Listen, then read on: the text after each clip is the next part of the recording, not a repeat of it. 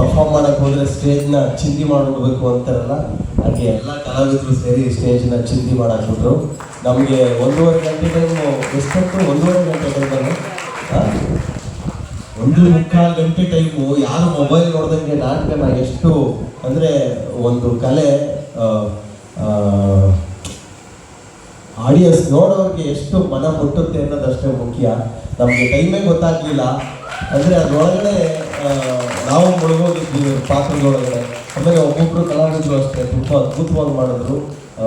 ಏನೋ 100ಕ್ಕೆ 200 ಪಟ್ಟು ಎನರ್ಜಿನ ಆಗಿ ಮಾಡಿದ್ರು. ಇಡೀ ನಾಟಕ ಎನರ್ಜಿನ 2 ಗಂಟೆ ಟೈಮು ಉಳಿಸ್ಕೊಂಡು ಹೋಗಿ ಅಷ್ಟು ಚೆನ್ನಾಗಿ ಪಾತ್ರಗಳನ್ನ. ಆಮೇಲೆ ಎಷ್ಟು ದಿನ ರಿಹರ್ಸಲ್ ಮಾಡೋರು ಗೊತ್ತಿಲ್ಲ, ಒಬ್ಬೊಬ್ರದ್ದು ಆ ಟೈಮಿಂಗ್ಗಳು ತುಂಬ ಕಾಣ್ತಿತ್ತು. ಅಂದರೆ ತುಂಬ ರಿಹರ್ಸಲ್ ಮಾಡಿದ್ದಾರೆ, ತುಂಬ ಮಣ್ಣೊತ್ತು ಈ ನಾಟಕ ಮಾಡಿದ್ದಾರೆ. ಮತ್ತು ವಿಶೇಷವಾಗಿ ಮನೋಹರ ಈಗ ಎಫರ್ಟ್ ಆಗ್ತಾ ಇರ್ತಾನೆ. ಈ ಥರದ್ದು ಒಂದು ತಂಡ, ಇಷ್ಟು ಜನದ್ದು ಒಂದು ತಂಡ ಕಟ್ಕೊಂಡು ಒಂದು ನಾಟಕಗಳನ್ನು ಆರ್ಗನೈಸ್ ಮಾಡಿಕೊಂಡು ಇಷ್ಟು ಜನ ಆಡಿಯನ್ಸ್ನ ಸೇರಿಸಿ ಮಾಡೋದು ಅಷ್ಟು ಈಸಿ ಅಲ್ಲ.